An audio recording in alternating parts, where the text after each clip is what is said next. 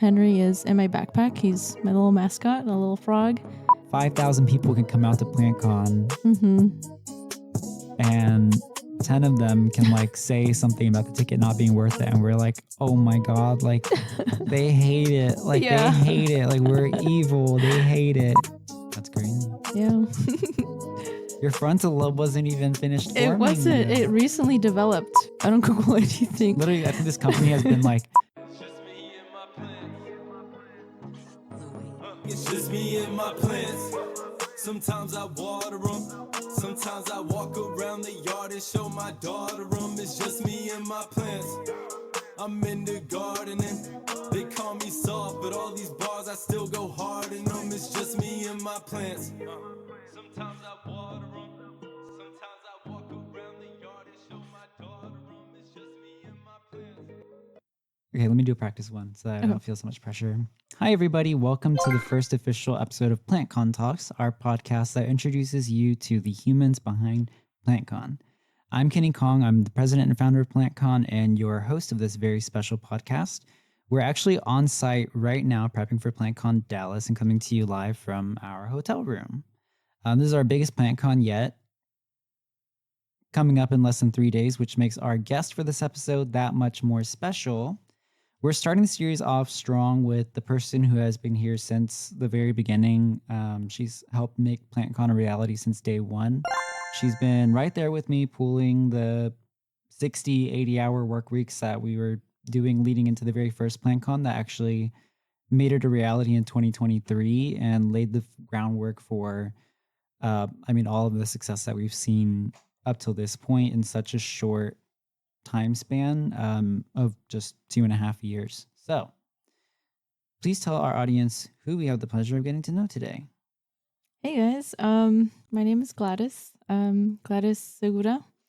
I am the executive director for PlantCon. Yeah. Cool.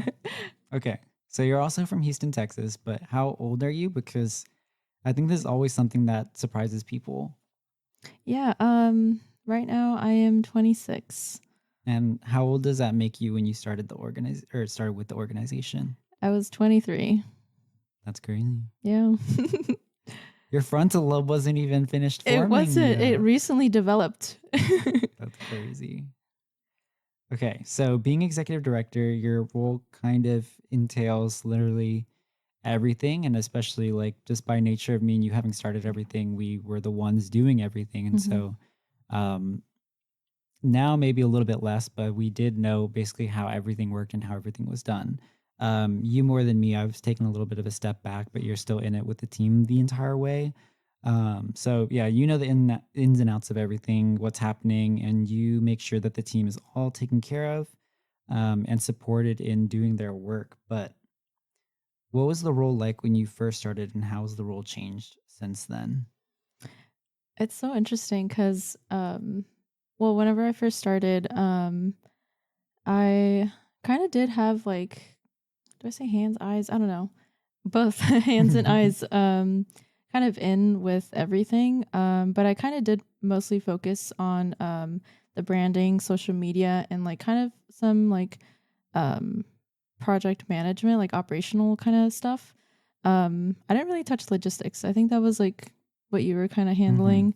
And so from back then, like I kind of was a bit more really hands-on with these two aspects of PlantCon.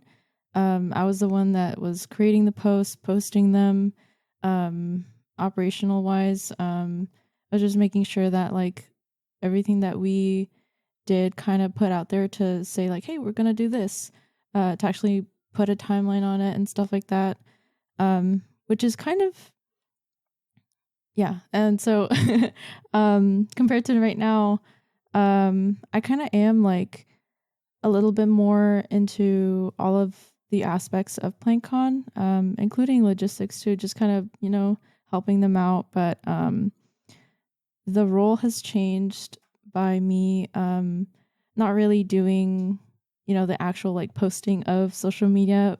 And so mostly just kind of checking in with that department as a whole, And it's kind of like less directly involved, just kind of from like behind the scenes.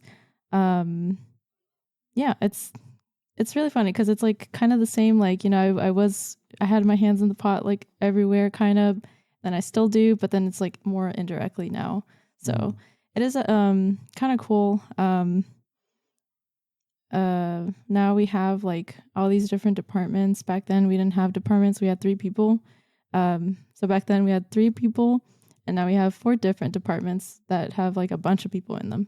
And so yeah, there's been a lot of change. But yeah, the role has been a little changed. Yeah. I mean, I think it's always constantly evolving all the time. Like every time you pass something off, you pick up something new. Exactly. And I think the scope of it just keeps getting bigger and bigger and bigger and bigger. And at one point you realize you're like 100 steps back from where you were previously, and you're just looking at such a bigger picture than you were back then. Oh yeah, big picture. What does your day-to-day look like now? A lot of meetings.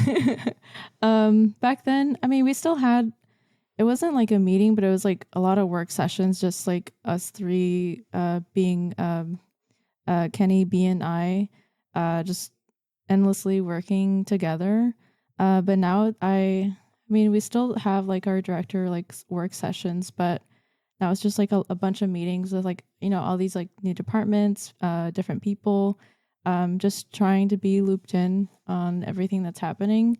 And then from meetings, I also make sure Kenny and I do check-ins with our directors, and now recently also our department heads, to make sure that they're like also doing okay, not just their departments. And so kind of like really being that support system that they need to be leaders, because it's very different, kind of oh no, I'm saying a lot of ums. They all get cut out. It doesn't matter. Okay. Not me.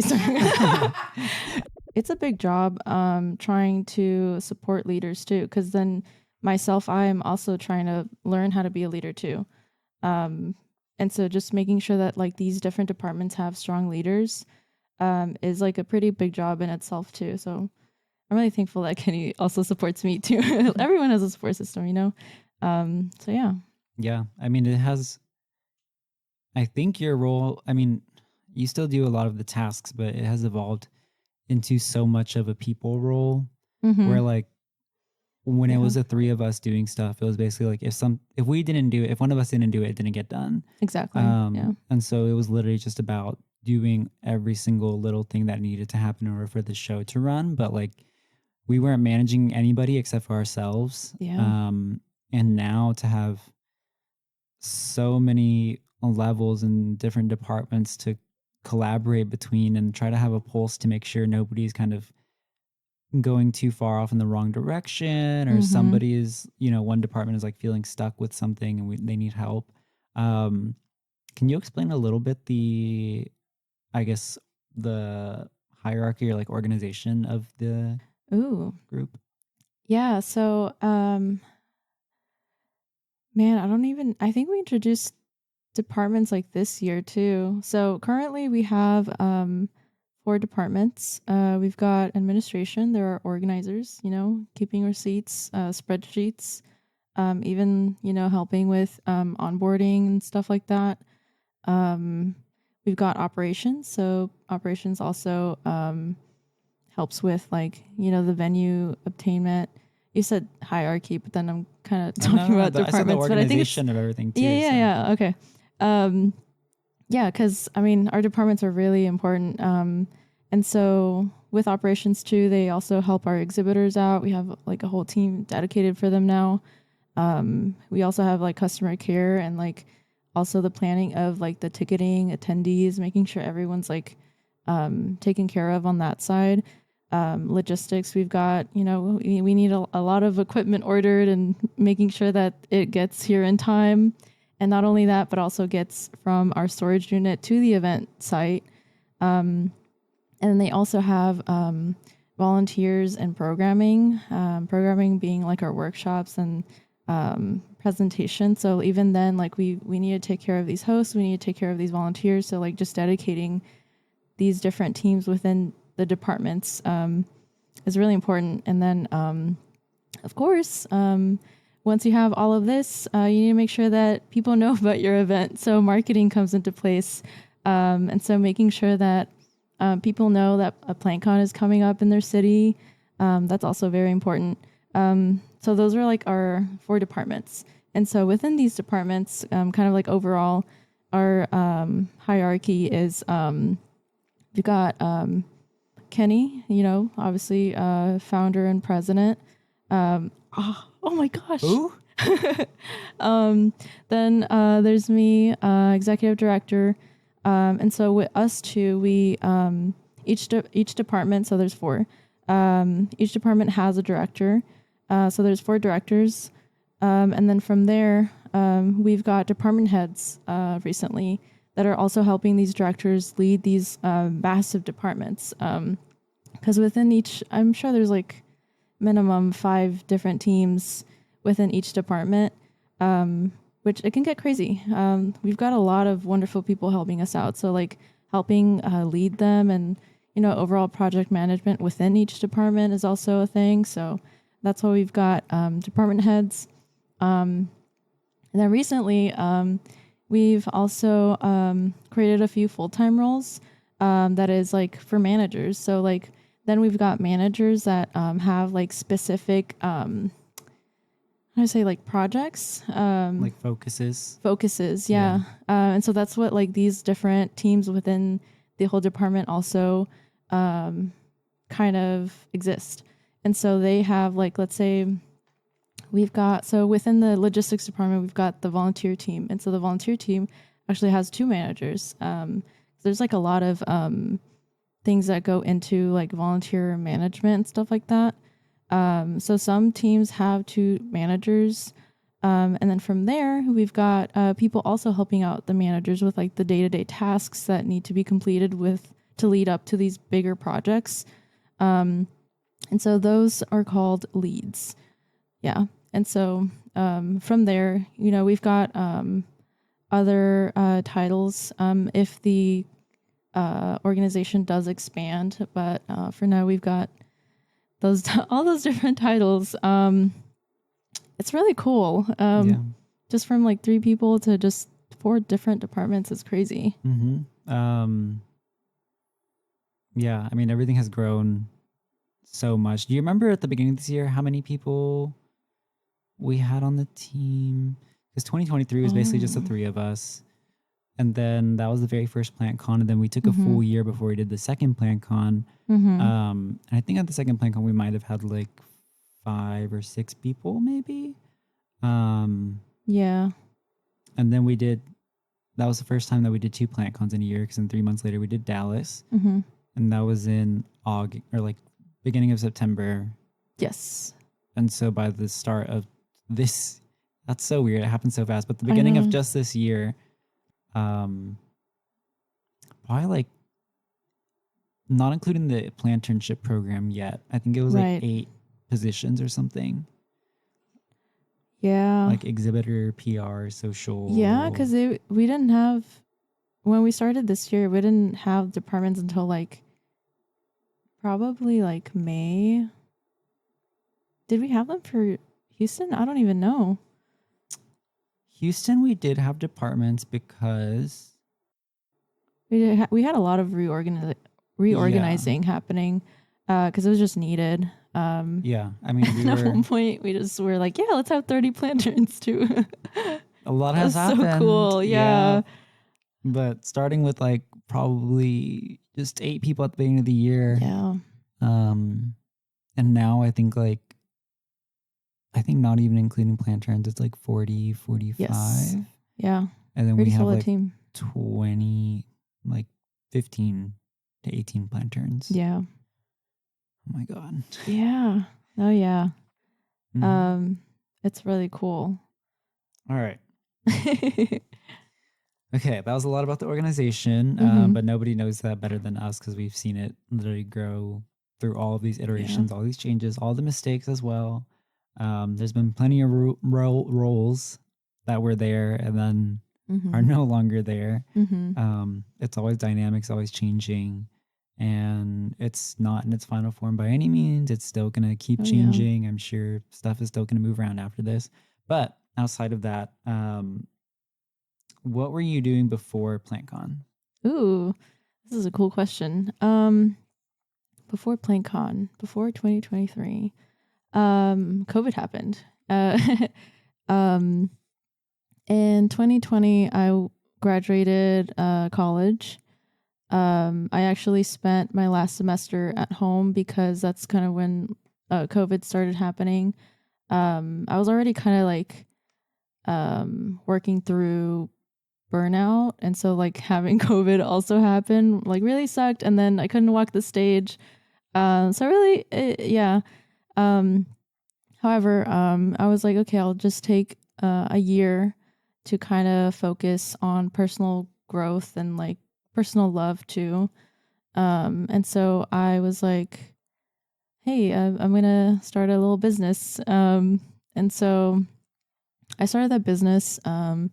I also, with this business, I started kind of with stickers, and I actually like during college, I would go around the library and sell like it was just cat stickers.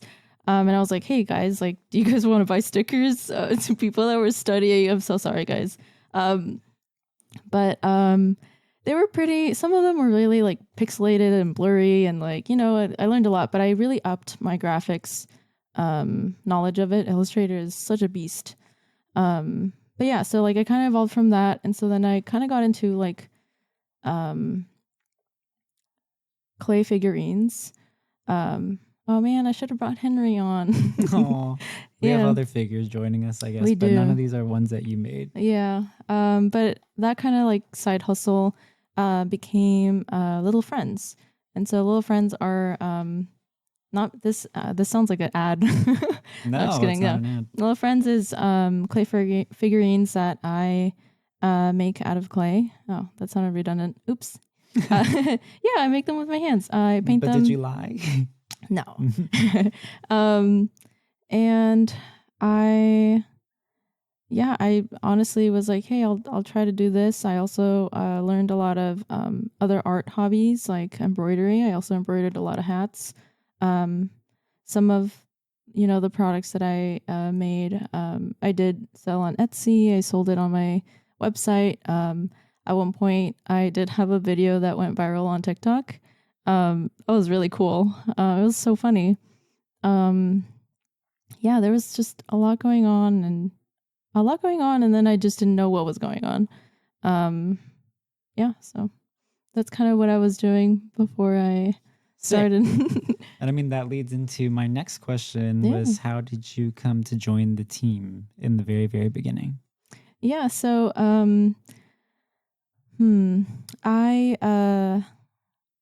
I had a mutual friend, Ethan. And so Ethan and I went to high school together, middle school too. But he was really into plants. And so he was currently going to these local plant markets in Houston. And so he was like, hey, you've got your side hustle. Why don't you just kind of join me and sell, you know, items that we're working on. So he also had his side hustle with like moss pulls. And so I was like, okay, cool. Like we'll share like a little tent. We'll try it out. I kind of want to, you know, get out there a little bit more, especially after COVID. And from there, the question was like how I got to work with y'all, right? Okay. I'm like trying not to yap too much. Yap, girl. Yeah, we do be yapping sometimes. And so with these markets, you know, Kenny was running them. And at one point, Ethan was like, hey, Kenny, like she's really good with graphics. So I'm like, yeah. And so they needed some help with social media for their like local Houston plant market, right? And so I just kind of jumped in, and that's kind of how I started my journey with this organization. It was social media. And so then at that time, like PlantCon didn't exist. It was just Houston Plant Market. And so we had these like chats, and it was only like a few of us, and they started talking about like a whole convention, and I'm like, whoa, like I don't know anything about that. Um, but as they started talking more, and because I was in these chats, I was like, oh, hey guys, like, whoa, like what's going on? And so, yeah, I kind of got to see PlantCon happen, and I helped with the name, and I was like, it has to be PlantCon because like there's Anime Con, Comic Con. But yeah, like in the very beginning, I was just like, I don't know what y'all are talking about. But after like what I started in September, and so then like by November, I was basically in. January, we like toured NRG where we had our first PlantCon, and then by May we had our first PlantCon. So it was really quick, tight turnaround, but we made it happen. Such a small team. But yeah, that's kind of how I started, and how like my Houston plant market career also turned into PlantCon career too at the same time. I didn't even realize that it was only like 2 months that you were with Houston Plant Market before I sprung PlantCon on you. Yeah. That's crazy. Yeah. Yeah, I mean, I remember throwing a bunch of different names at you guys because I was trying to come up with any name, and then the minute like PlantCon came up, we were all that has one, to be it. It clicked. Yeah. Yeah, and I remember being like scared shitless, and I had already spent the money on like the venue and everything, and I was like, should we like back out, or are we really gonna do this? And you and B, who was our third person at the time, were just like affirmatively, yes, like we can do this. Let's double down and keep going. I believed in it. Like I was just like, yeah, this is gonna be like big, and I will help you make it big.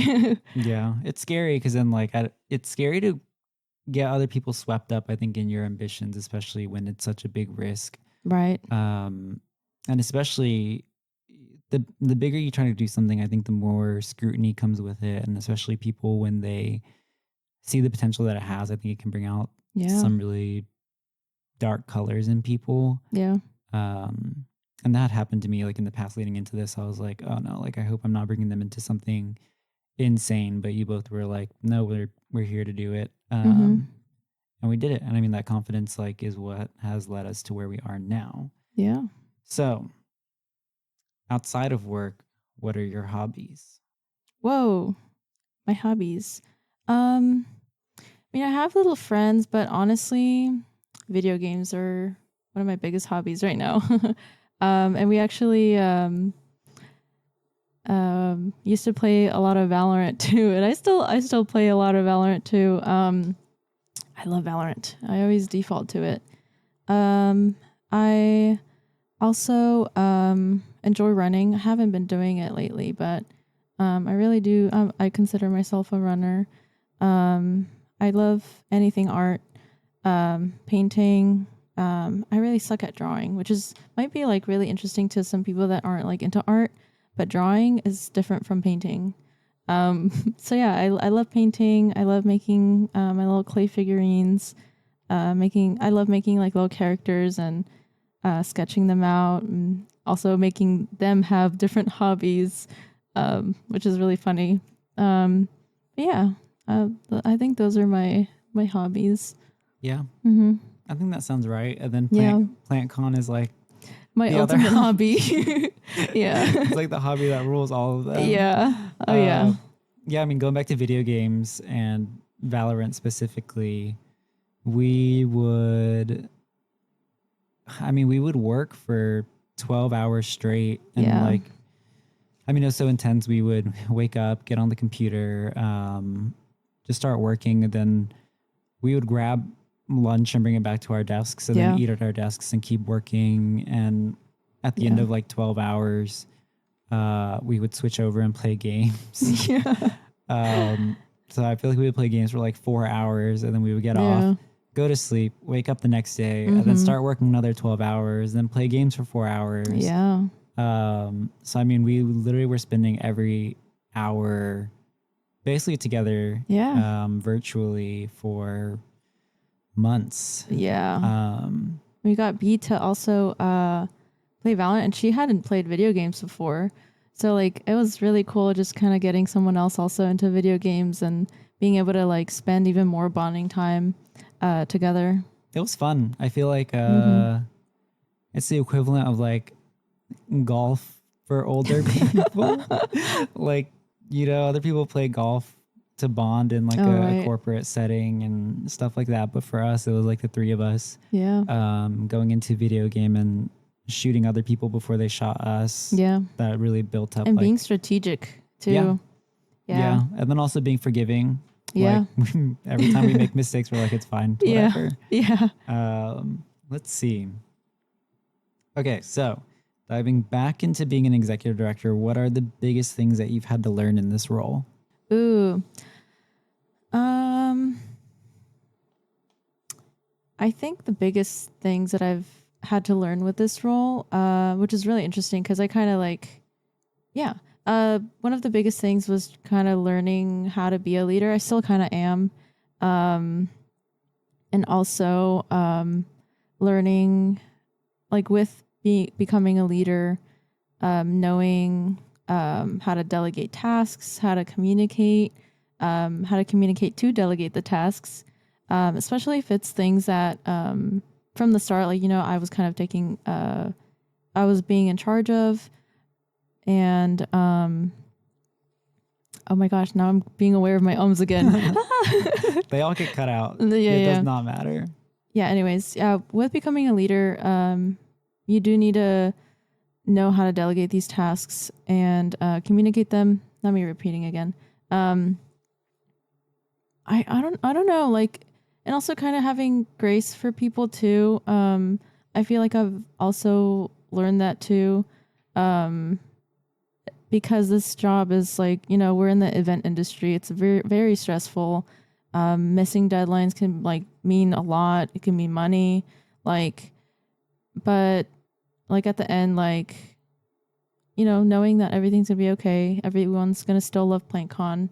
And so just being a good role model too for people, because, you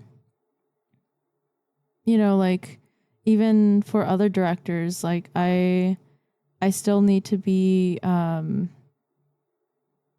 don't know, a strong person. And, you know, like even then, like we have our vulnerable moments too, where we, talk to each other. We have heart to hearts. And then showing strength through that vulnerability too, has been something that like I haven't really like had in like a different job. I mean, I know I started at 23, but it's all like really such interesting like things from leadership that I don't think other jobs have. And so I feel like that's like one of the biggest things that I've kind of learned through like this role, just becoming a leader. And it's such a short and like vague sentence, but it entails a lot. Yeah. I feel like it's basically a trick question because it's like, what didn't you have to learn to get to this point? Right. Yeah. There's a lot to learn. It really learn. is literally like, oh, you mean everything that has to go with like running an entire organization? Yeah. Like all of that. Like I had to learn every single thing, all of that. Like I didn't. Oh my gosh, you're right. You didn't come into that with, I mean, neither of us came into that with any of those skills. Yeah, this is not what either of us were supposed to do. I was supposed to be an architect. And so leading like an entire team of people like this was not what I expected either. Yeah. I'm realizing that right now. What's so crazy is like in, I don't know, like 20 years or something, you're going to like be a speaker at something and you're going to be like, what? I'm only 23 years old. Like I was the executive director of like the biggest plant convention in the nation. Yeah. And it's going to be about creating and enforcing and like upholding culture. Oh yeah. Community. I think it's really lucky that I think a lot of things that other companies have to try to implement and work into what they do, in a way that is not always natural because, you know, it's like oil and gas and whatever, like, or even shows and conventions that are not I guess by nature as community oriented as ours. Mm-hmm. I don't know, like the Consumer Electronics Show. That one's Right. massive. They don't care. They're making money. They're making a lot of money off of that. Yeah. But it's nice that like the things that make us feel good and the things that we value are already kind of embodied in the plant community and inside of this already. And it comes so naturally that I don't think we have to try that hard. Mm-hmm. But ultimately, yeah, you still have to keep it at the center of everything. Yeah. And it's always a difficult balance trying to figure out like upholding community, and frankly, like valuing yourself and your work and charging Mm-hmm. your community for the Oh work. my gosh, yeah. Because I think a lot of times we think of it as like a selfless act. Like the only way that it can be something that you're doing for the community is if it's like completely selfless. All right, we have a quick word from our sponsors and we will be right back. People of PlantCon is proudly sponsored by Bonsai Bar. It's a beautiful day in Los Angeles and people are lining the block for a convention that's taking the nation by storm.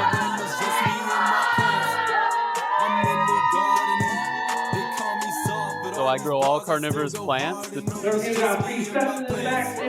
Sometimes I water them. Sometimes I walk around the yard and show my daughter them. It's just me and my plants. I'm into gardening. They call me soft, but all these bars I still go hard in them. It's just me and my plants. Sometimes I water them. Sometimes I walk around the yard and show my daughter them. It's just me and my plants. Welcome back to People of PlantCon.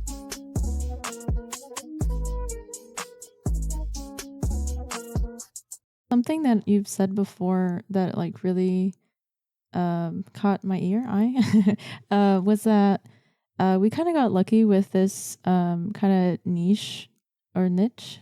What do people say? Niche. People say both. Yeah. Is that the plant community takes care of plants, right? And so they're like naturally they take care of something. They know how the patience and like how hard it is to grow something. And so then also being able to see that growth. So like our community itself is like amazing. And with our organization, like a lot of our team members we're part of that community or still are part of that community. I don't know where I'm going with this either, but it really like stuck to me, you know? Yeah, I think the nature of the hobby around which our community is built around doing such a selfless thing, Yeah. which is cultivating another form of life that, especially with houseplants, doesn't necessarily like give back to you in any tangible form. It's a little bit different from gardening because you get fruits and vegetables and Right. whatever, but with houseplants, you know, it's just the joy of watching life happen and understanding that like you made life happen. Yeah. And so I think our event, PlantCon, being built around like that, I think it's just so integrated at the center of everything we do. But yeah, what I was saying was just about like sacrifice. Like we both are very lucky that I think both of us were at a point in our lives where we could just do PlantCon for basically nothing. Yeah. You got me fresh out of college and I was like, all right, I need a really cool hobby. And it literally like was treated as a hobby because it was not profitable. It did not make money at all. We almost lost, you know, a lot of money at the very first PlantCon, but it ended up going well. Yeah. So that was very, very fortunate. And then from there, like the money, sure, it like slowly starts to pick up, but then it's like very difficult because it's like we just did this very first PlantCon. It broke completely even. Yeah. Like, how do you keep functioning off of that? How do you throughout the entire year too? Yeah, and I mean, I didn't pay myself at all because there was nothing for me to pay. Yeah. And so any like cash flow that we had going in was trying to pay like a team that could sustain this for an entire year leading into the next one. We doubled the sizes, so the size of the show, so like the expenses doubled as well. Yeah. Having to put all that money down and then finally have that first profit hit from the very first show. And then saying like, okay, this is cool, but whatever was profit is now being rolled directly into doing another show in Dallas, which is brand new.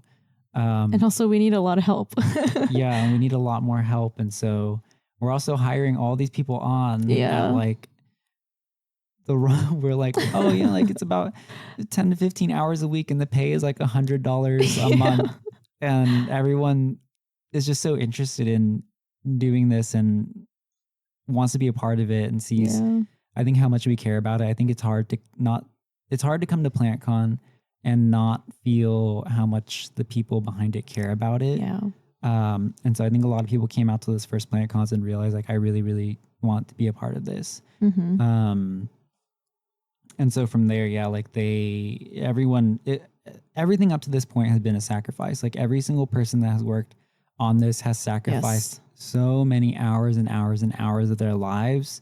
I mean, financially, time, emotionally, like their relationships with loved ones and friends and family, like they've sacrificed a lot of that. Just, I mean, and us too. I don't, the they includes us, but we have all sacrificed that in order for this to happen. Yeah. And I think we're finally at a point now where we can pay ourselves like a reasonable amount. It's still not even industry frankly, like, standard. Yeah, it's still far below. We make less than what teachers make still. Yeah. And a lot of our team makes a lot less than that, but they do make something. Yeah.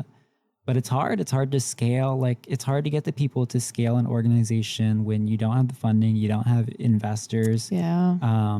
We literally had to turn, $0 into $100,000. Yeah. And I always say this, but it's so much harder to turn $0 to $100,000 than it is to turn like $10,000 into $1 million.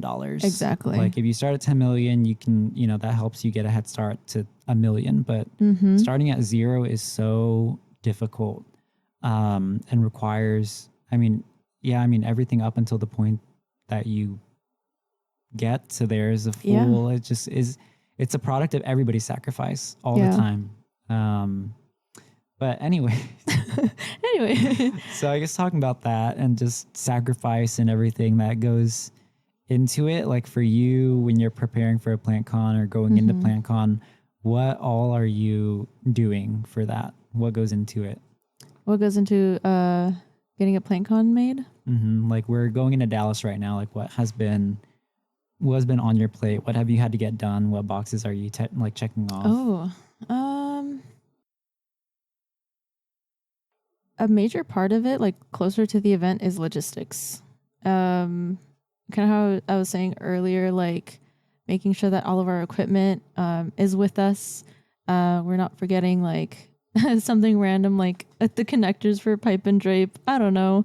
But honestly, like mostly it's not really about what I'm checking off. Isn't like, an item list, but checking off that our team knows what needs to be checked off. Does that make sense? Yeah. Like, and then also like checking in on like directors too, making sure that they're like, it's such a stressful like time to where we're on, right? Like the moment that we either land or drive here or like get on site, and it's usually like a whole week. So usually like Monday, Tuesday before the event, that's go time. And even before that, we were, loading up the U-Haul, loading up a pod. So it's already go time. Yeah, I don't know. There's a lot, but on my end specifically, it's kind of along the lines of that. Yeah. I feel like I still have like a terror in my bones from a PlantCon coming up. Yeah. Because I used to know like, damn, everything that is going to get done for this PlantCon, like we have to do it.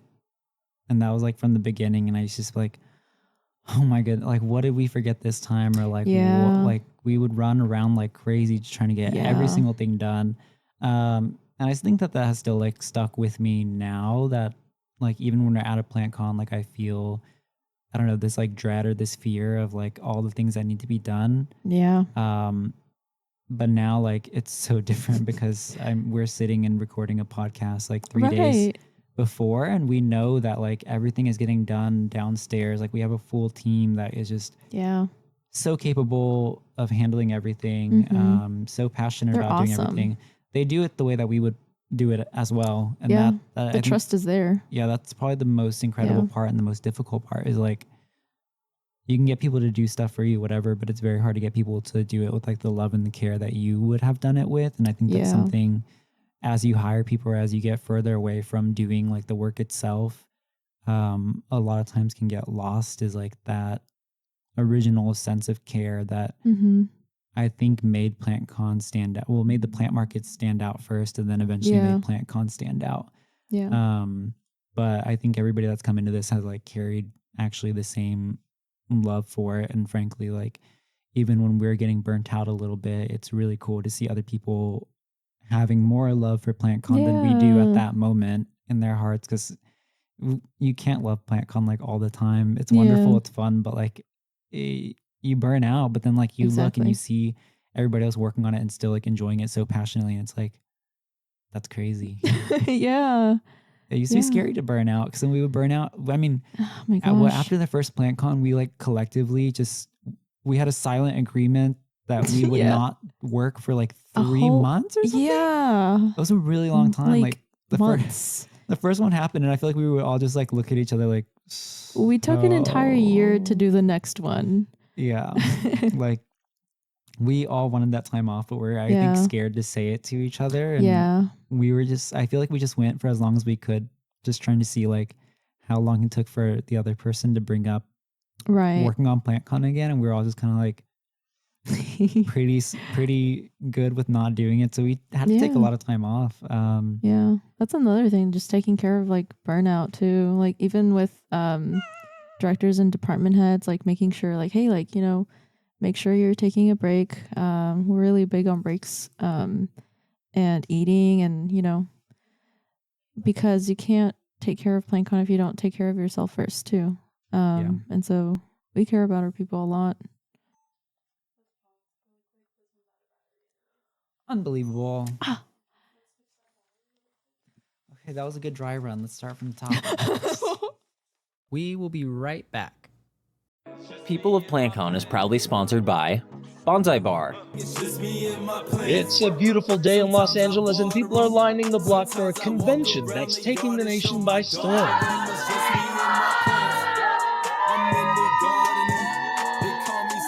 So I grow all carnivorous plants. Sometimes I water them. Sometimes I walk around the yard and show my daughter them. It's just me and my plants. I'm into gardening. They call me soft, but all these bars I still go hard in them. It's just me and my plants. Sometimes I water them. Sometimes I walk around the yard and show my daughter them. It's just me and my Welcome back to People of PlantCon. Just wiping water off my lips. Don't mind me. And we're back. I don't know what the question would be, but I feel like my answer would kind of be like, I mean, I was 23 when I started, and I want to say like I was privileged to be able to do this, because there's like other people that just can't take like a job and like no pay and like have that risk, you know. So it was really like a sweet spot. I'm pretty privileged. I agree with that. I think I was in very much the same position. I don't know. Yeah, like what advice would we have for young people trying to live in this current world with everything politically that's happening, and all of, especially like, I don't know. Pretty loaded question. Yeah. There's like 2 layers to that. And it's hard because at the same time, like I recognize that like we've built our own little bubble. And I do think like a lot of things, people are already on the right track, where it's just like, don't be with a company that doesn't value you. Exactly. Ultimately, like if it's not something that is resonating with you, like, but there's already something that like, I don't know, Gen Z and stuff is already very much making big waves aware of. Yeah, like you show up to work and it's just work. Yeah. We're very lucky that with PlantCon, like it's more than work for everybody. And I think that's part of the reason why we've expanded so much and tried to grow so quickly, is because we understand how special this space is, and especially how many people need this space. And I think we're lucky that by hosting PlantCon, we create a space for so many more people to come and feel like they can just be themselves, be comfortable at PlantCon.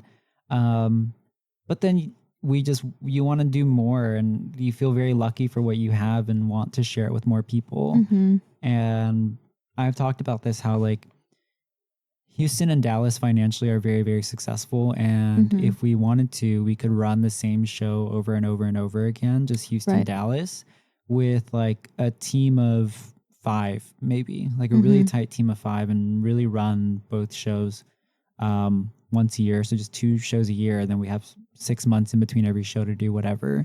And like, that sounds nice. And frankly, like we could make $100,000 a year each doing that as it builds up over time. But instead we are insane and decide that we want to, go to Orlando, want to go to New York, want to go to LA, want to go to Chicago. And not because like any of these are going to be like moneymaker cities either. We pick them because like the population is there to make it like feasible to go, but we're not going because we're trying to make money moves for ourselves. Like ultimately, actually, the more PlantCons that we add to the calendar, the less money we make, because we need more people to run it, because it's so much more complicated running it outside of the state. So you need all the hands that you can get, instead of running the same 2 shows with just 5 people, and it that becomes are local like, to you us. just close your eyes and like it's easy to run. Yeah. But just wanting to like expand the space and have more people be a part of it. And so it's like, it's a bonus in many ways. And it's fortunate that we see it as a bonus, that like, even if we're making a little bit less money, we get to do this in more cities and bring this to more cities that I think need something like this and really want something like this.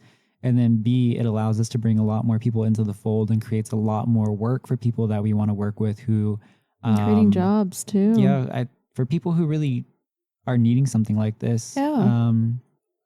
I mean, I think it's part of your story too, not to air everything out, but a lot of people were not sure, like we're not very happy with life or sure what to do. And then found PlantCon, and it's kind of like, wow, like I can do something in this world that like is it fun. Makes me happy too. Yeah. Like I've got a purpose. It makes me happy. I look forward to it, like every day waking up. Sometimes like even after like 4-hour calls, I'm like, guys, I miss you. Literally. Yeah. And we always like try to spend time, I don't know, with each other. And it's just, we're very lucky to have created this safe space. And I don't think that it was, I mean, I think, it started with me, but I don't think it was always about like creating a safe, inclusive space from the very beginning. I think it was more about like finding something that resonated with me and made me happy. And I'm very lucky that was able to expand to become its own space and not just myself. Yeah. And so I guess if like going back to the question itself, like what would our advice be to like a younger generation that just doesn't feel, I don't know, just feels very disenchanted with the current state of like corporate America and corporate work. I don't know, try to create spaces for yourself and people like you, and you generally don't know where it's going to take you. It might not take you to create a PlantCon, but everybody finds their bubble somewhere, I feel like. Yeah. And sometimes you work a job that's just a job, but that is just, I don't know, it's how it is for so many people. I feel super lucky, but it's hard to give advice, I feel like. Yeah. And like even I like that you say that to try. And also like to add to that, like it's not gonna be easy. But like literally do not give up. Put all of your effort into it, and honestly, like you'll even surprise yourself. You don't know what you're gonna be doing in 2 years, but if you make this one move and you'll make something cool, maybe, Yeah. You'll never know unless you try. Honestly, I think, and I forget that this was like kind of the start of things, but like frankly, like if you feel really confident about something that you're doing, and you have, frankly, like the time, I wouldn't look at what other people are doing like at other people and how they're doing things and how they make stuff happen, I guess, similar to what you're doing. When I first started like the plant markets and stuff, and even just the plant meetups before the markets, I would just design my own systems for like how I think something should work and really just think through it myself. And for me, that like just makes sense. Like in my mind, I'm like, this is how it should be done. Like this makes sense, easy. And then like people start to show up and people participate and people like, I guess, actually experience the way that you're doing things. And they're just like, wow, like this is so cool that you do it this way. And I remember I was like, what do you mean? I'm like, is this not how everybody does it? And they're like, no, like it's not like this at all. I'm like, that is actually like really stupid. And that's actually insane. Like, and I'm so glad because I know that I would have, I guess, some kind of imposter syndrome where if I saw the way that other people were doing it and I didn't do it that way, I think I might start to feel scared that I'm doing it the wrong way or something like that. Cause I'm like, oh, I'm not doing it the way that the entire industry or whatever, like, does it. And so just trying to like, I think, invent your own system, something about how to create something that makes sense to you. And I think we still do that every single day where like, I genuinely don't know like what other people do, but I don't Google anything. Literally, I think this company has been like built from the ground up based on like vibes. And that it's based like that makes it unique. Yeah. Like you're not trying to be someone else. You're not trying to follow templates. Like it just comes from within, and from within that makes it beautiful and unique. Yeah. Hopefully people feel that. I think people definitely do. I know that both of us, like we'd never gone to conventions before we started PlantCon, and that carried over from the plant market side for me, where I was like actually not looking at what other markets did, worked out super, super well because it created this space where people loved coming out to our markets. So they're like, you do things in a way that nobody else does it. And now that I do it your way, like I don't want to go back to the other ways because they just don't make sense and it's so inefficient. And the way that you do it is not even like convoluted and insane. It is actually easier, more straightforward, and so much less work for like everybody involved. And I think when you're able to do that, like people will also sense that like there's something different, and it gives something for people, I think, to get behind, because people are like, oh, this is really cool that this is a company that doesn't do things how they, I guess, how like the world thinks that it should be done or how they see everybody else doing it. They just do it the way that makes sense, and they're willing to innovate and do the trial and error. Because I mean, we've tried a lot of things and then just been like, that doesn't work out. And now, like, I think we're at a place where we start to look more at what other people are doing and trying to see a little bit minor adjustments. Yeah. And like, I mean, frankly, this podcast is like a big one because we both listened to podcasts before. I've listened to podcasts before. And so when I was like, I really want a podcast that is just like, I don't know, showing who the people are behind PlantCon, because the insane thing has been like, we're so young that we also try to execute PlantCon at such a high level that people think like it's a legit event, but people think it's way, way, way more like legit. And like even from our first event.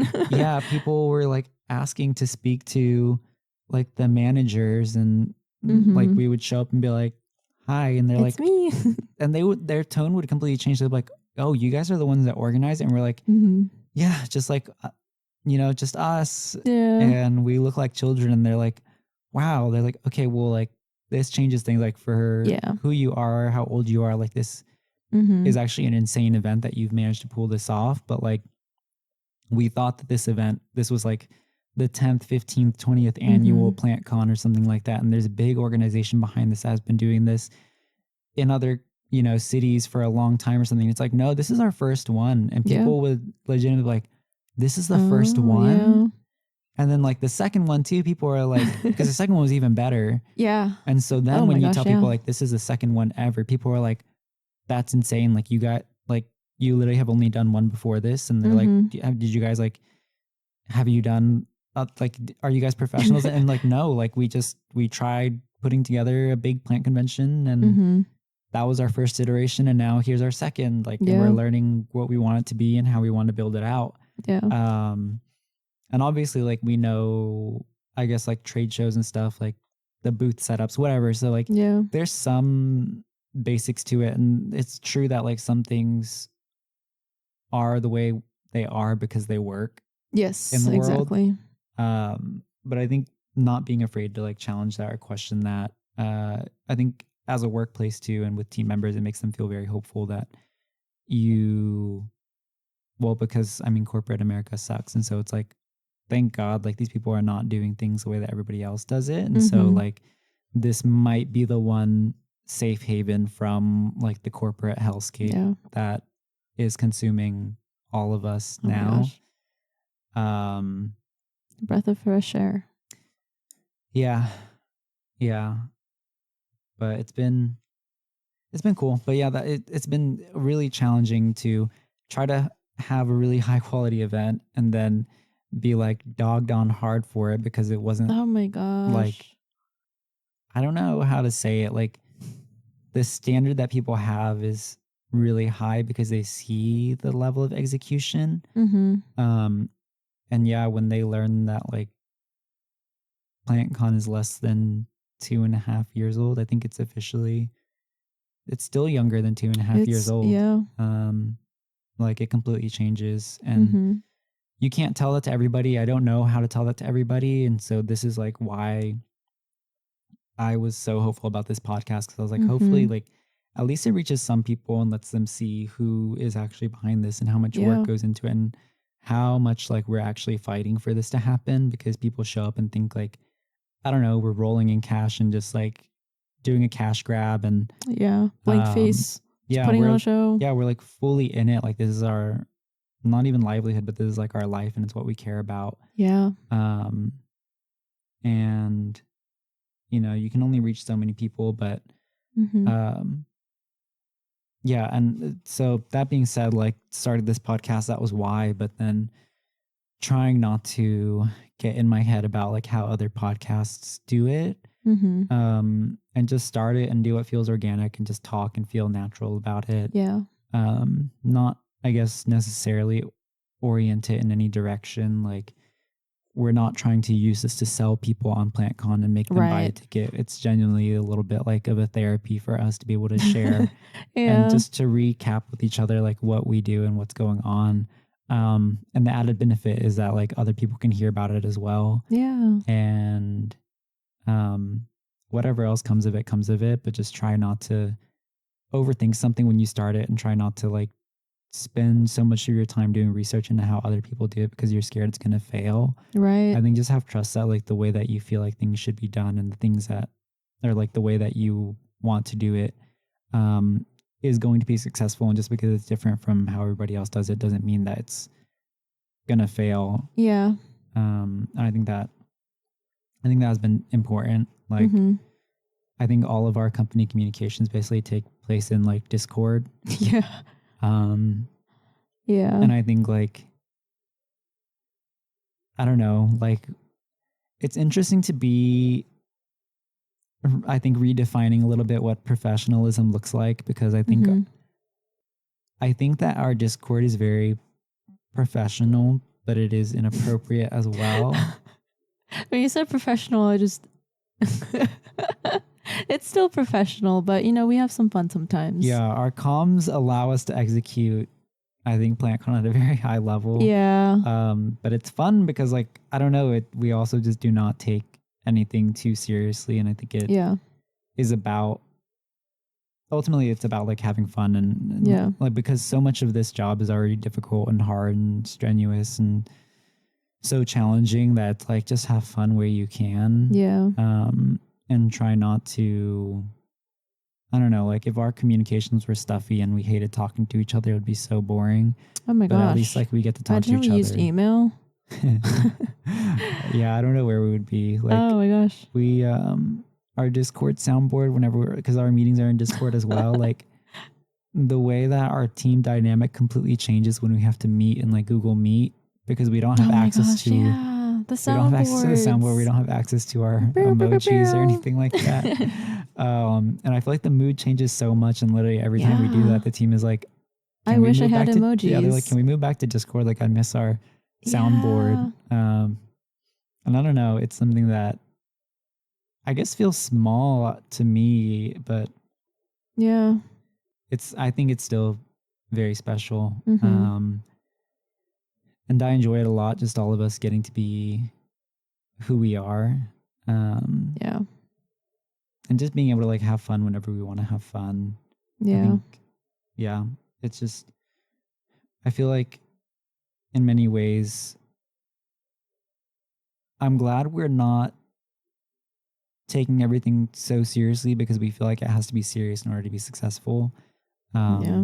Like, I don't care about PlantCon being successful, and I don't want PlantCon to be successful if it means that like we can't have fun doing it and like it's boring. Yeah. A big part of it is the culture, even within our staff. Like, yeah, it's what makes PlantCon.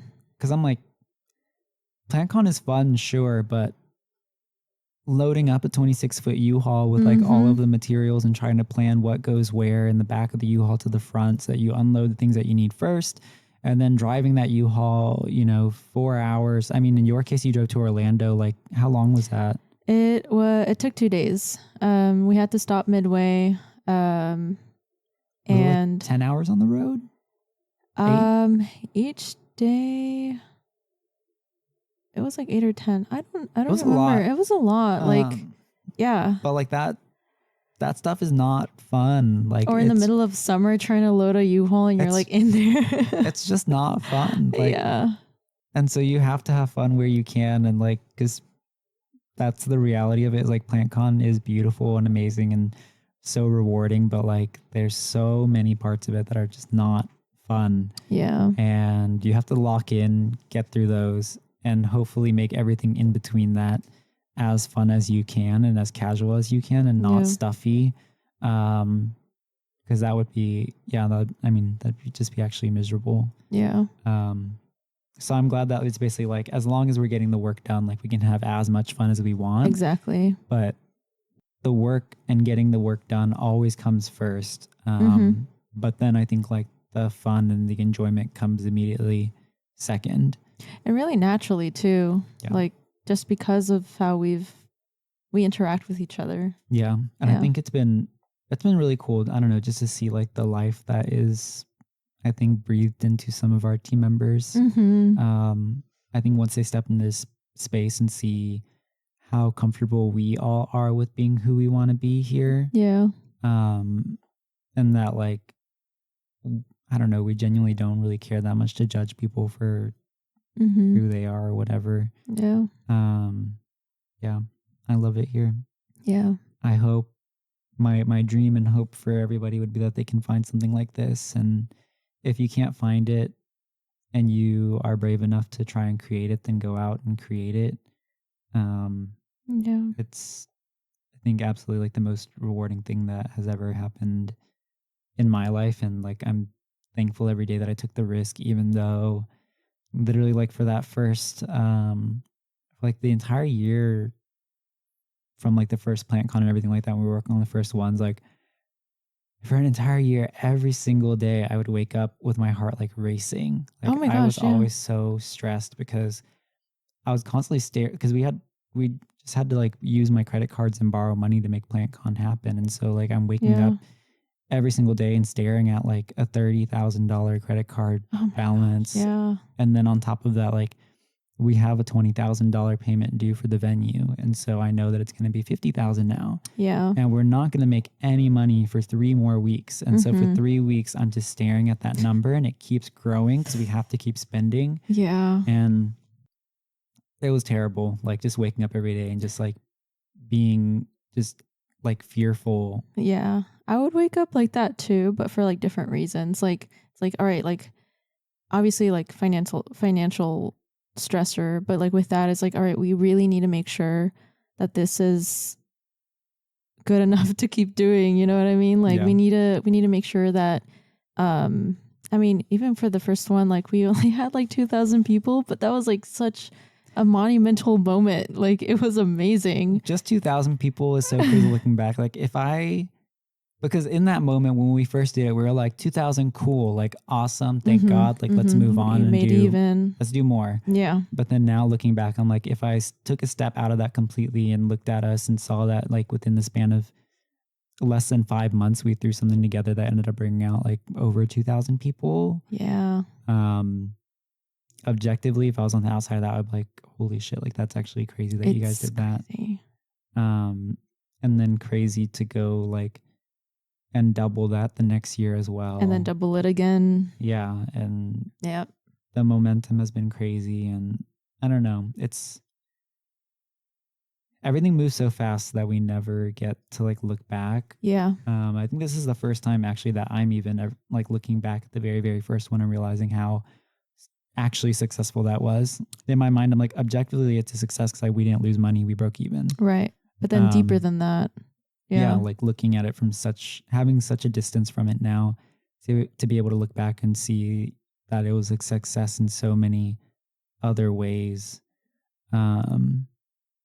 Yeah, because it's just always been about like, what comes next? What do we do next? How do we grow? What needs fixing? How do we fix it? What does that mean to fix it? What needs to happen in order to fix it? Like just from the front end to the back, like everything has to happen all the time, and it's happening all the time, every day. The gears don't stop. No. So yeah, it's hard, but I think like that's part of what makes this podcast really fun, is actually being able to sit and just talk about that for once. Because all of our conversations are about what's next, and rarely, I think, reflective of like what we're actually doing here. Because I think it gets easy to lose that as well. Yeah. Oh yeah. Like how profound what we're doing is, because it becomes so much about the tasks themselves. Yes. And you lose, I think, a lot of the meaning behind that. And I think even like, I don't know, setting up this podcast and everything, like it's a hustle. And then even right now, like doing it and recording it, like I don't know what I'm not carrying with me, like what this podcast like means to me and like the meaning behind this podcast. I'm just trying to like have a conversation and like record. I don't know if that makes sense, but it's very, it's weird. It's difficult. And sometimes it just feels like a task, even if it carries a lot of meaning with it. Yeah. I mean, not to give spoilers, but one of my biggest growth points was to not lose sight of that. Yeah. Yeah. Because I think we move on so fast. Yeah. We literally had Houston PlantCon with 9,000 attendees. And that happens, and then New York City is next. Right. And it's just like the 9,000 is gone. Like it's just out of mind, and it's just about like taking on New York City then. And even at that same time, like some Dallas stuff would pop up. And it's then the moment New York stopped, Dallas. Yeah. And Houston was like, I mean, Houston was insane. That was like a golden show. Oh my gosh, it was so successful. Yeah.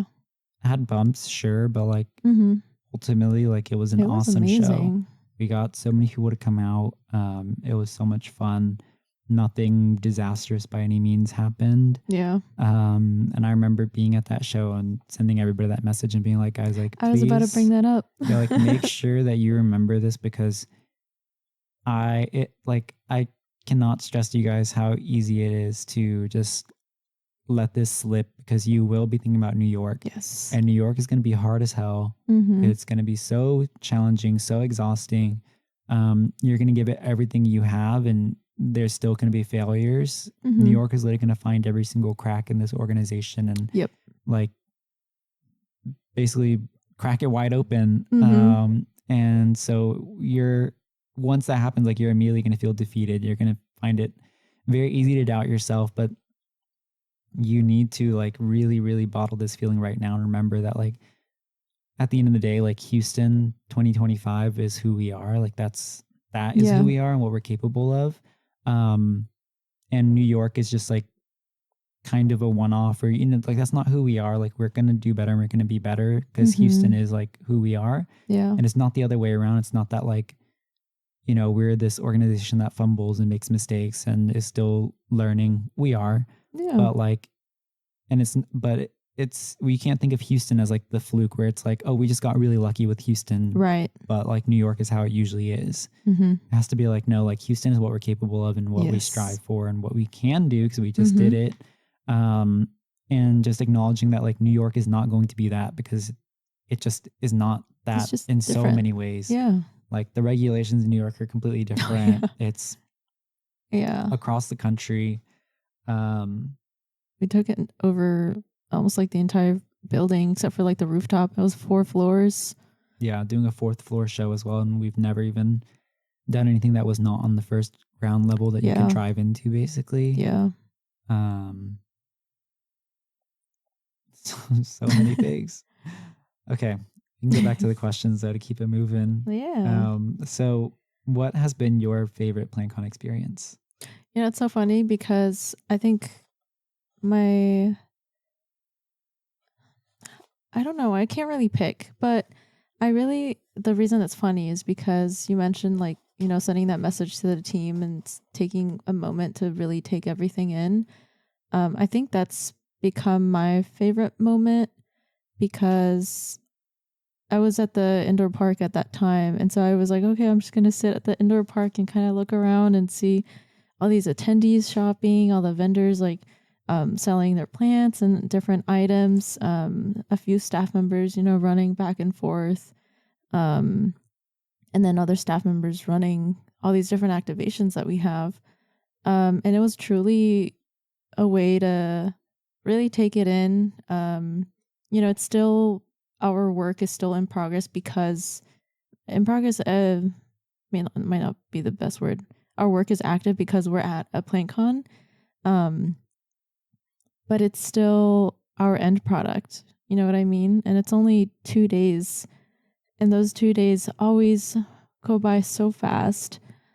But yeah, I think that's like my favorite part about it. All of our hard work is right then and there. You're surrounded by this amazing community. You're surrounded by all of these smiling faces, all these hands full of plants. Even sometimes these plants are taller than the person that's carrying it. I think that's one of my favorite parts. Then another one of my I know you said favorite, but one favorite, but I think like another favorite is getting to see everybody because we're just most of our work is like remote and like through the computer screen, but getting to have lunch with people once we're on site and get to joke and have fun and hug each other. I think that's like another favorite part of PlantCon for me. Yeah. And I mean like even just, I don't know, meeting people is so nice. Yeah. Because I mean our team is growing like crazy all the time. Mm-hmm. But it just, it always is really nice to be here on site with everybody. And I also think that getting here is usually one of my favorite parts. And we get to spend time with each other. But then like, I don't think people realize that PlantCon itself is so short. Like you literally only have a first day of PlantCon and then you only have a last day of PlantCon. Mm-hmm. There's only 2. It's the first and then it's the last one. And that is so hard because you are prepping for months and months and months for this to happen. Yeah. And then even just once you get to the space, loading it in, setting it all up, and like all the work that you do to set it up is just for it to be taken down like 36 hours later or whatever it is. Probably like 48 hours and later. Even for exhibitors too, they spend months prepping for this show. Yeah. I mean, and for them, I think the nature is a little bit different because at least like they're showing up to pop up and sell things. Right. And they do end up selling things and that was the goal and they get to go home. Right. For us, it's like our goal was to have the event and then we show up. Yeah. And then there's the event and then the event is gone suddenly and it's like, all right, next event, I guess. Yeah, like we don't get anything else, like that's it. And I think New York was nice because we planned that staff day afterwards to hang out. That was so much fun. That was the first time that we've ever done that. I think that meant a lot because it does suck because literally PlantCon will end, and then the next day we're all on a flight home, which is how Dallas is going to be. Where after Sunday, on Monday, we're all flying out of here, basically, or driving back. But New York is really nice to like just be able to bask in the joy of like having pulled off a really massive event with all the people that you did it with. I think moving forward, no matter what, like I think we always need to have that day. Yes. Because I really regret that we didn't do that here, frankly, in Dallas, because we just thought like, oh, it's like Dallas is fine, but like I don't see any reason to like make everybody stay here. Right. And, it's ultimately it's expensive to to have everybody stay another day as well, because that's like 60 people that we have to house for an extra day. So economically it is great to send people home right after as well, but like morale wise it's so not even morale. I don't know, morale makes it sound so I guess calculated is the word, or something like that. It's just like the joy, really. Like the joy is worth that amount of money easily, like any day. And I can't wait for our organization to be able to take like retreats and I'm so excited. Oh, that's gonna be an amazing like time. The challenge though is that like we're a nonprofit. And when a nonprofit has like a retreat, people are really, really upset that the nonprofit is spending money on that. But you have to look at every other organization that gets to do retreats, and it's like, okay, so you know, the oil and gas company that's destroying our planet and making so much money off of it, you know, like they get to have retreats and that's fine, but us who are trying to cultivate like joy and inclusivity and I think even just like therapy through horticulture, like damn, like we're not allowed to have a little bit of money to do something like that either. The lens is like, it switches up so fast. It's really weird. And you have to think that like, any of these people could be doing anything else because they're all really talented, but we're very lucky that these people aren't, you know, facilitating like fracking and I don't know, deforestation or you know, we're not part of like a lumber trading company or something, and like and doing clerical work for that. Like we're ultimately doing the same work but for something that is actually really good and really fun for the world. And I think needed in our societal state as well. And it's always tricky to like find that balance and I don't know, try to like reconcile being a nonprofit and the expectation that comes from that to like work yourself to the bone and sacrifice everything and not be able to like enjoy anything out of that either. But to me that's really important, that I think we're able to enjoy this and to be able to run this. Like, I mean, really every nonprofit is like a company. Like every other nonprofit is a company, and every nonprofit run like a company. They all have to make money in order to run. I think other places are lucky that they can get their money from like donations, but with us, like we are trying to sell something, you know, we're not just asking for donations. We're trying to create something in exchange for it, basically. And I would get it if like our entire model is based on donations that are supposed to go towards XYZ, and then, you know, if you take a retreat, then people get upset. But at the end of the day, we're killing ourselves to create something valuable and hoping that people find value in it. And if I think people find value in what we created, I think they should also like be okay with us finding value in using that money to honestly just treat our team like any other company treats their teams. Treating them like a human.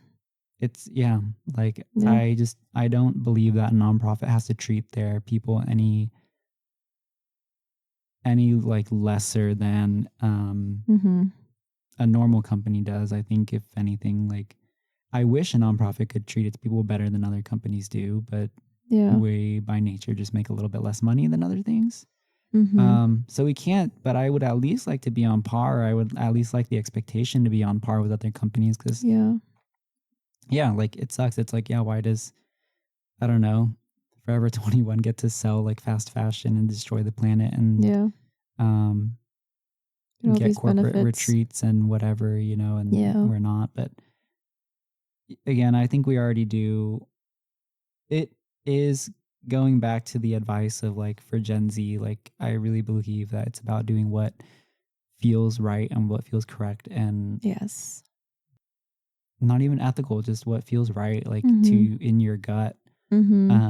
And not looking at like what the expectation is outside of that, because if you look at the expectation of what a nonprofit is supposed to do, a nonprofit is like supposed to kill itself according to, I think, how other people can view it sometimes. And just not allowing that to happen, I think like ultimately is a huge success.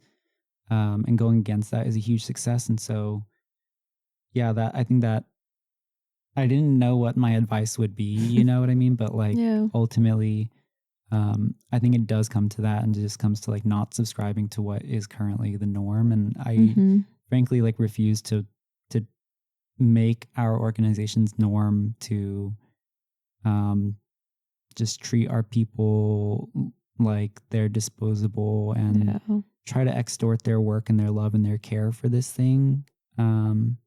For the sake of like the nonprofit work, and then let them burn out and never, I don't know, make joy a priority in the work as well. I think we're already really good about a lot of things. Like we pay for the accommodation for all of our staff whenever we all come out to a PlantCon. We pay for everybody's flights. We try to pay for a couple meals. But it's surprising how many people have come from the corporate world.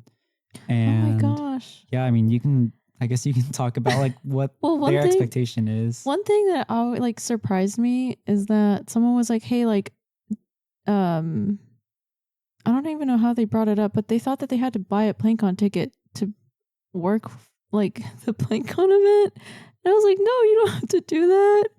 And I was like, well, they were just explaining how like other corporate jobs do that. Yeah. And it's just insane. Like you're working a job and you literally have to buy a ticket to even be there to work the job. And we've had people that just, I don't know, are like, hey, I really can't afford a flight out right now, so I don't think that I can make it to this PlantCon. And we're just like, what are you talking about? And they're like, I'm sorry, I wish I could be there. And we're like, we pay for your flight. We got you, girl.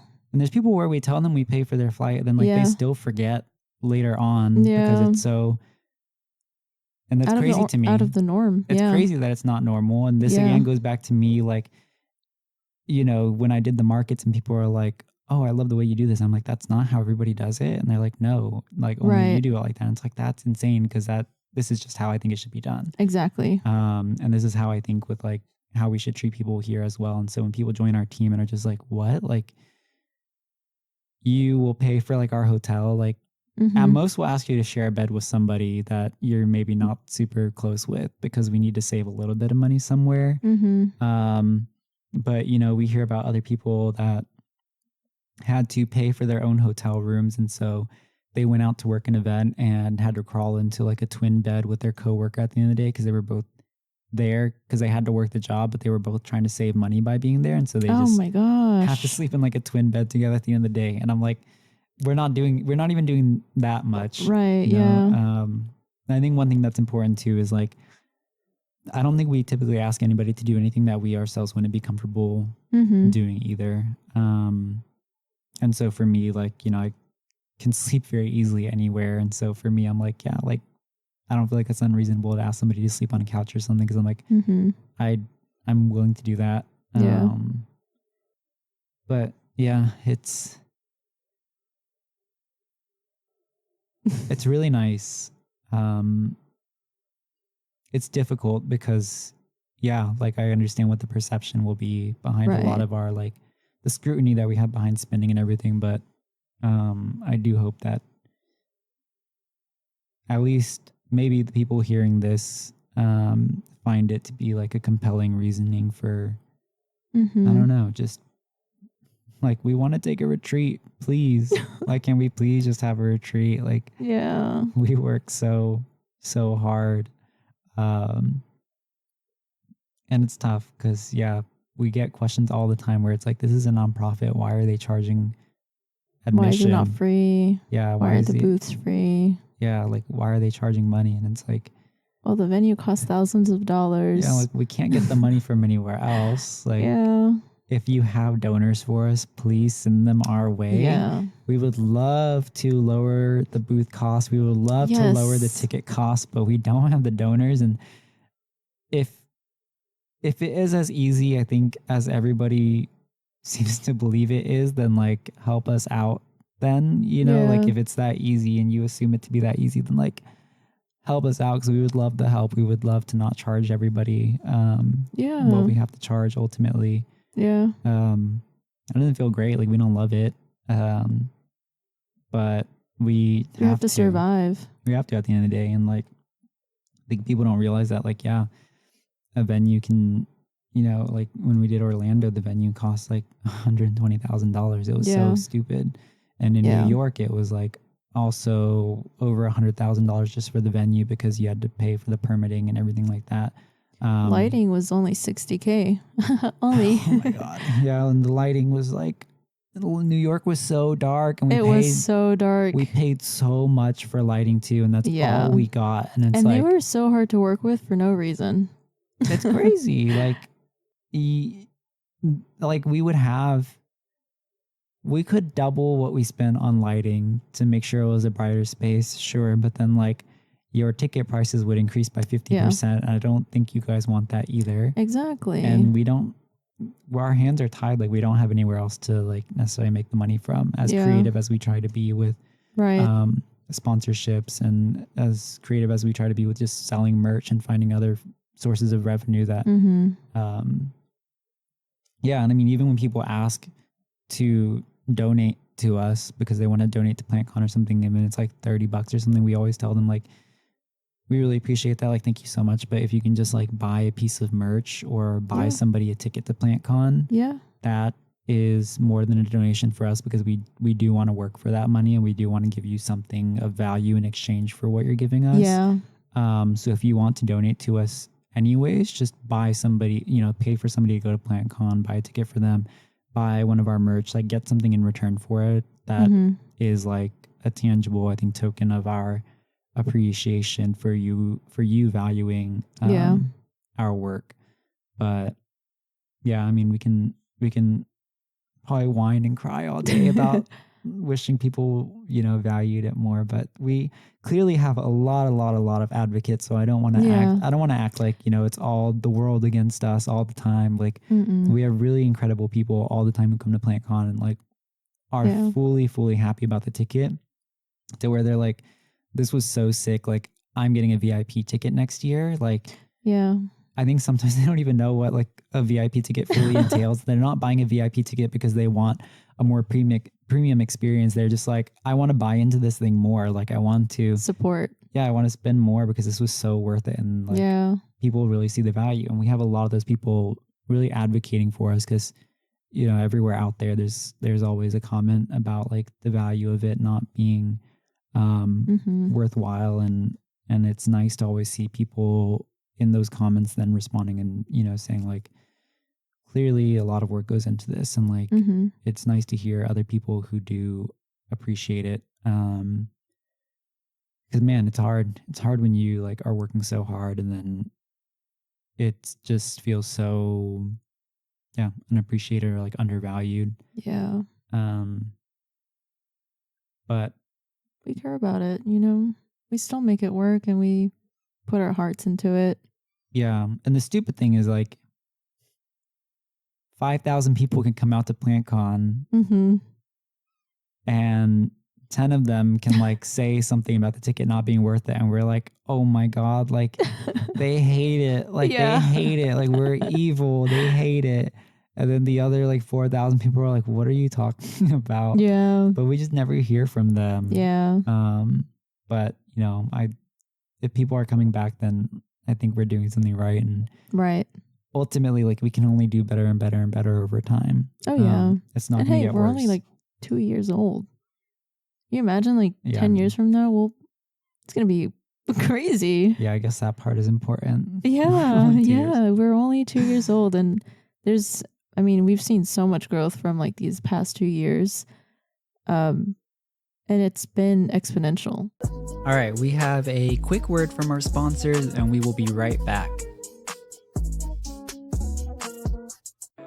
People of PlantCon is proudly sponsored by Bonsai Bar. It's a beautiful day in Los Angeles, and people are lining the block for a convention that's taking the nation by storm.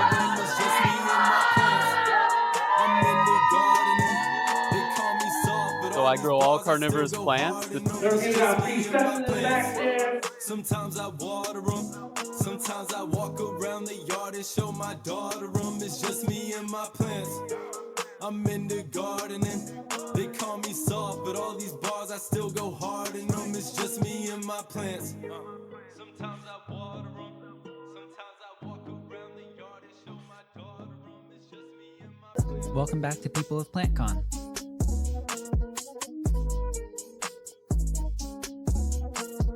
What has been your favorite PlantCon? My favorite PlantCon? Yeah, which one? Oh my gosh.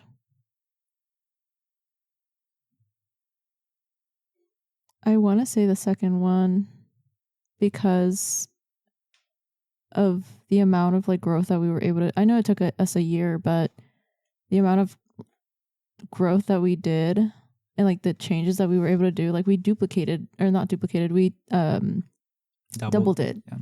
And it also looked nicer too. Like we had a really nice indoor park. And once we went through that PlantCon, I felt like everything that followed it was possible. Like we were able to go to a different state, and after that we went to another different state. So like it really made things real. I think. Agree. Yeah, I agree with that. Yeah. The first one was hell. Mm-hmm.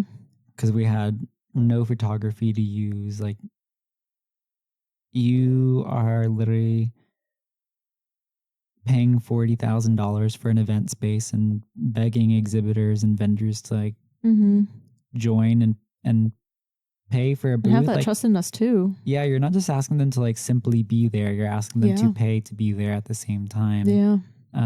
With really no prior example to show for it. Like you have no model of it being successful, and it's really, really, really hard to get people to buy into something when you have nothing to show, basically. Yeah. I'm thankful, and I think we're all fortunate that like I had built up a pretty good reputation like before then and spent time doing the plant market and stuff, and so people I think trusted. That was a really good like source to jump from. Yeah. And I think a lot of people just from that I think believed that like whatever we think is possible like is going to be possible. Yeah. But then like trying to get sponsors is probably the hardest part. Yeah. And then just trying to hope that people will come out to this like the first ever of this thing. We're really lucky that so many people gave it a shot and were willing to come out, but that first one was brutal. Like just begging people to come, but then like they're like, okay, like, but why? And you're just like, trust, bro, please. Yeah, like because we're working really hard, please. Yeah. And so I think Houston 2024, the second ever PlantCon, was a big pivotal moment because we had photos from the first one. Yeah. The photos showed like joy. The photos showed fun. The photos showed like youth, like whole forest, diversity. Green. Yeah. Like all the things that we were hoping that it would be. It was really nice to be able to show that through something that we now had. I agree. That was the really big one that made it like, okay, we can be like a real show now. Yeah. Obviously the very first one was the most important one, but yeah, I agree with that. I guess taking a step back in general, for you, what was the biggest moment of growth for you that like you noticed and can like pinpoint? Yeah. I think it was earlier this year. It was because this is like the event industry, like there's a lot of stress and it's always like go, go, go. And so kind of how we were talking about, like for a split moment, I did kind of lose sight of the like ultimately what like the good things about PlantCon.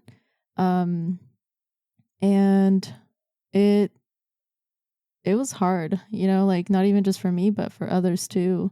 And so being able to like go through that and then also come back after, by realizing like, hey, I lost that. And I mean, in a way, like, I don't want to say that I took PlantCon for granted like ever, but I feel like I genuinely did for a moment. But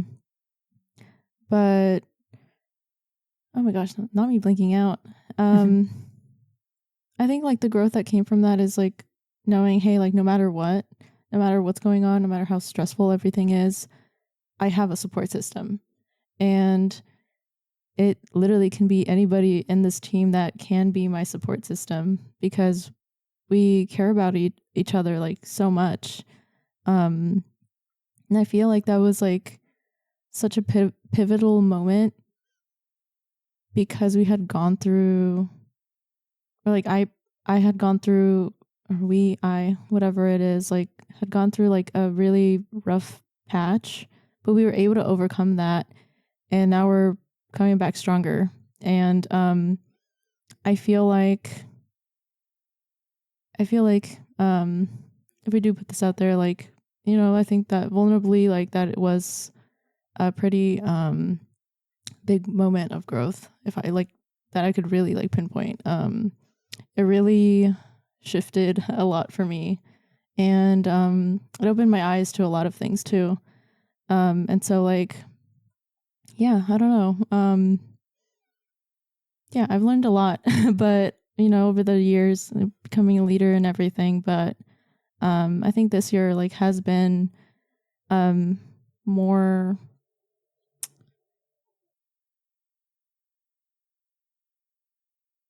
Man, I don't know what the word is. I feel like part of it also like maybe my frontal lobe also developed.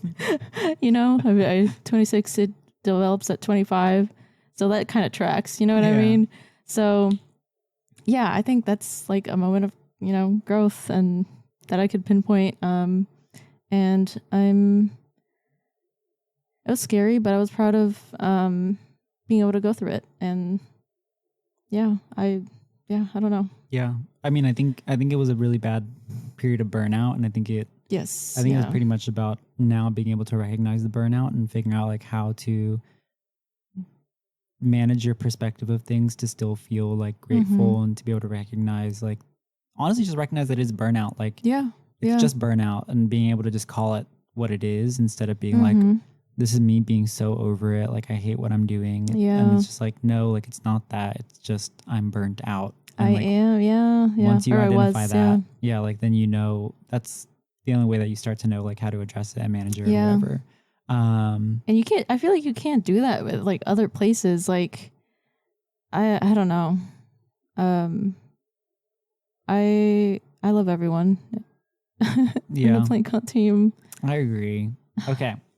But let's see. What in 2026 are you looking the most forward to? Going from the opposite of burnout to excitement. Honestly, all the cities that we're going to go to. I think that's going to be really exciting. I'm not going to say any cities, because we're still planning, but we do have some in mind, unless Kenny says them. But it's, I don't know. I'm really excited to, I feel like this, oh my gosh, this year has been so long, but there's been a lot of growth moments. And this year, like I've been trying to do more like fun stuff and like kind of leaning back and, you know, not being as burnt out too. And I think like 2026 is going to be even more of that. like me really leaning into that and being accustomed to being like, yeah, like everything's like gonna be okay. And you know, I'm still young. I you know, I tried oysters in New York. Never been. There was a lot of firsts that I did in New York. Yeah. And so like more stuff of that. Like I'm really looking forward to that. Yeah. Yeah. Including going to New York was also a first. Exactly. Yeah. Even going to New York was a first. Yeah. Yeah. That was really Getting cool. a tarot reading for the first time. Yeah. I can't wait for like the adventures that we're gonna have in 2026. Yeah. Good Yeah. and bad. Yeah. We for sure have LA coming up in February. That one's locked and loaded and out there. So that one for sure. But yeah, I'm excited to see where 2026 takes us as well. Yeah. Okay. So wrapping this up, if you had to give advice to yourself, looking back, you know, at the beginning of this journey, what advice would you give yourself? Ooh.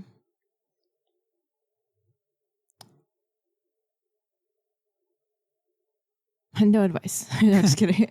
Good luck. Yeah, good luck. You're on your own. I mean, it's kind of like on the pace of like burnout. I have such bad habits. Like sometimes I shower with like my phone because I'm like, oh, I don't want to be like miss any like conversations, because like even conversations day to day like move on so fast. So I think like I would really tell myself like, hey, it's gonna work out, but you really need to take a step back and take care of yourself and remember to breathe. And I feel like that in itself is like a great foundation to like not only like be a good leader too, but also like having grace for like not only yourself but like for other people, which is like a really like it's a thing that I'm still kind of learning. Like if I'm being honest, like it is something that I want to be better at.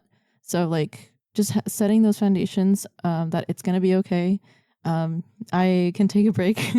I can shower and just, have like normal shower thoughts. Yeah. You know what I mean? So I think that's what I would tell myself. Yeah. I mean, I feel like we only scratched the surface, because I'm like, that truly is how insane and intense it gets. Is like, yeah, it's so easy to get lost and caught up in everything, but it's like, yeah, like you can shower without your phone and it's not gonna be the end of the organization, and PlantCon's not gonna be a disaster just because you put your phone down to take a shower. Right. Like it sounds so stupid and so dumb, but like, yeah, part of it is because like, I mean, I care like so much, you know what I mean? And so it's not only like the anxiety of like, oh, like, am I going to miss like a entire decision that we make? But like, I just love PlantCon that much that I live and breathe PlantCon. And, like, right whenever I started, like it did give me purpose to wake up every day. You know what I mean? So yeah. I love that. Yeah. Okay. Speaking of caring so much about PlantCon, is there a message that you would want to say to the team, your team? My team. Which team? I'm just kidding. I guess the directors, everybody. I guess the entire it could team. Be, yeah. This is when I look into the camera. I don't know if it's still recording. Maybe. I don't know. I'm just kidding. Hey guys. That one is. A message to our team. You guys are such beautiful souls, and I'm gonna try not to cry. But you guys are ultimately the best team members that we could have ever brought on into this team. And like so many people apply like to work with us. So we're truly selective about who we choose. But it just died. Oh no. So it's still going. Okay. We're really truly selective of like who we pick. And so like sometimes it honestly breaks our hearts to not choose some of these people, and like, maybe they're not at a point in their life that they can have like the privilege to like be with us, like even with just a PlantCon. Like we really do try to make it work, but our team specifically is the most wonderful human like humans that we like could have ever met. And I don't know, like our directors are also like wonderful. They literally work to the bone every single day, even like on weekends, like whatever it is, we're always like we're always working. Our managers that are like now full time, like they have a dedicated like focus for PlantCon too. And they all care so much about PlantCon. I don't know. Now I'm gonna go downstairs. I'm gonna see that. I'm gonna be like, give me a hug, please. Everyone's just so wonderful. And like it really does solidify that like purpose in life that like I feel like I have. Like, you know, like I don't know what else. I wouldn't want to be doing anything else that I like in my life. You know what I mean? If I could go back, like I would do the same stuff. Even like hard moments, whatever.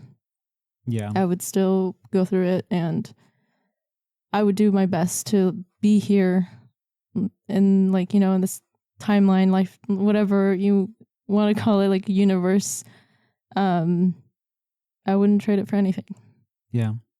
I love that. Yeah. And I guess going back to what you said about hiring is like the people on our team are so amazing that it even trickles down to the people that we end up not being able to select to work with. Like, everybody is just so amazing that, even the people that we don't get to work with are like equally as amazing as people on our team, but it like comes down to like the smallest decisions, like, and the smallest things, like, you know, they have another job and it's just a huge conflict. They can only, you know, be here in the evenings, and I wish we could make that work, but like, it's not something that we can make work. As wonderful and like, and excited and as like in love as we are with these people.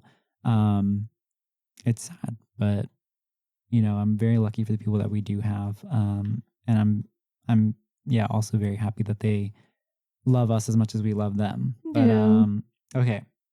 Where can people find you online if you want to be found?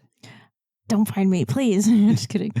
I do have like a work Instagram, gladys.smith.co. I think that's what it is. You can see in my bio that I'm the executive director of PlantCon. I also have Houston Plant Market tagged there, and I also have Little Friends tagged in there as well.